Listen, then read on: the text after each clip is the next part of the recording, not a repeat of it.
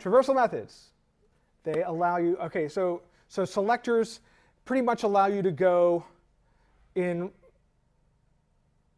two directions, right? Either sideways or down. Like you can, basically, you can go down from something like with a descendant or a child, or you can go like across with some kind of a sibling selector, or you can filter them out, right? But you can't go up to a parent with a selector. But with traversal methods, you can. You can move up with one of these. Parent moves up one level. Parents, with an S, moves up multiple levels. And parents until will keep moving up until it hits whatever you put in that argument, the parents until argument, right? So tell me, the first one, li.bottom.parent, what will that give us? What will we collect? The innermost UL. Yes, good. How about span.parents UL? It'll give us all of the ULs in order, starting with the innermost one going up. Okay? It's one of the few cases where the elements are not returned in document order. Okay? When it's a parents thing, it's like kind of in reverse order, right? Because you might want to say, I just want to get the first one. So it has to be in that order. Okay, parents until span parents until UL. What will that return? The innermost UL. Sorry? The innermost UL. No. Good guess. It's gonna go up to the UL but not include it. So it'll give you li class equals bottom.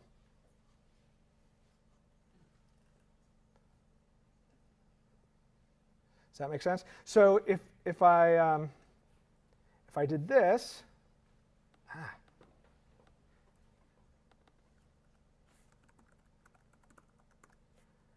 right? If I had that,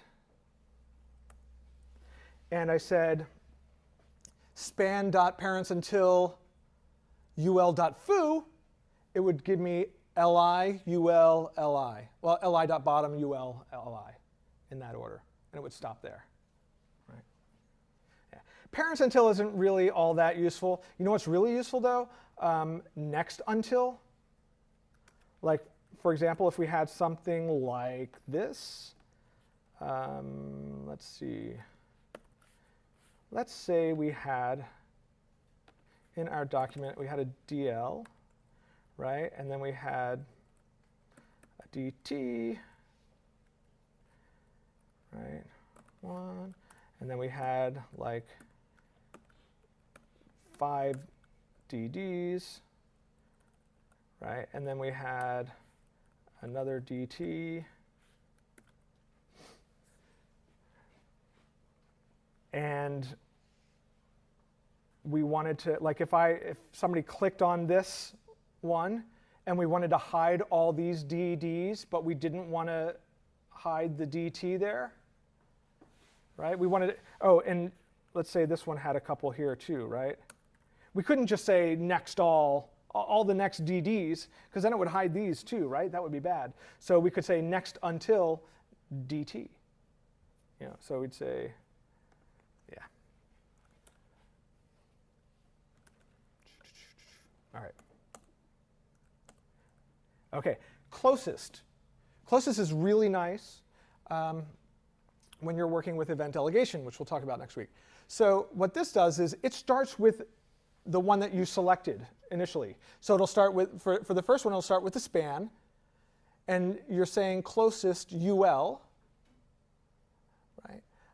And so it'll start with that span and say, is this a UL? No, it's a span, silly. And then it'll go to the next one. LI, is that a UL? Nope. And then it'll go to the UL there, and it'll say, is this a UL? Yep. And so, and then it'll stop. And then it's not going to give you anything else. Okay? So it's the closest parent or that thing, right? So the dot bottom closest LI, right? So it's going to say, okay, I found my dot bottom. Is this an LI? Yep, this is it. I'm stopping right here.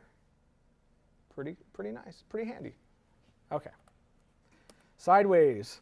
We have a whole bunch of sideways ones, right? Siblings, which will find all the siblings on either side, right? Next all, next until, and then the equivalents for previous. Pre-vol, pre-until, okay? Now, let me tell you something about siblings. You know what siblings are, right? They are elements that have the same parent, right? So if I have, like, I don't know, 4 of those, and this has class equals foo, but then I have another, right? Okay, and I say dot foo, next all, or dot foo siblings, right? How many siblings will I have? How many elements will it return?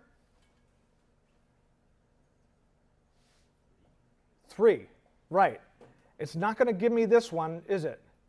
That's not a sibling, that's a cousin, right?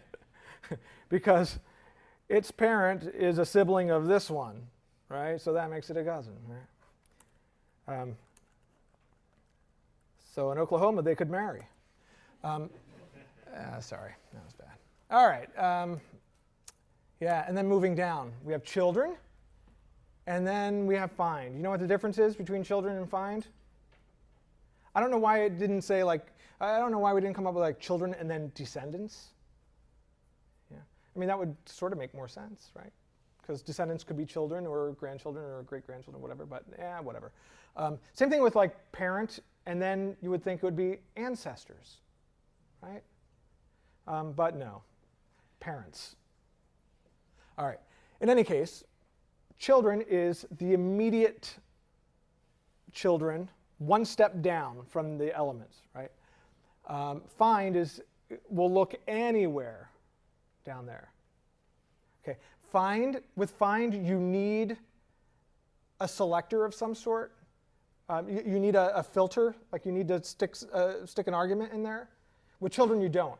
If you don't have it, it'll get all the children, like all the immediate children. With find, I don't know what it'll do. It probably won't do it. It'll probably return nothing, or an empty object. Yeah.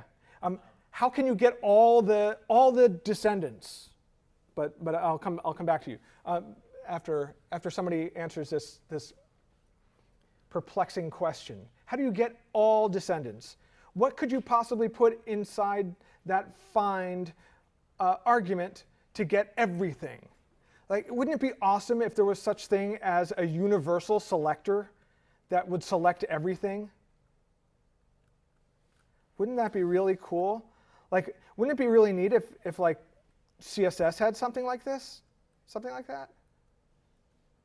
Does CSS have something like that? A universal selector that would select everything? Like, let's say I wanted everything inside the body. What would I put here? Asterisk. Sorry? Asterisk. Yeah. Sorry, I was excited. Yeah, an asterisk, right? So if I go back to jQuery land, right, and I wanted to do the same thing,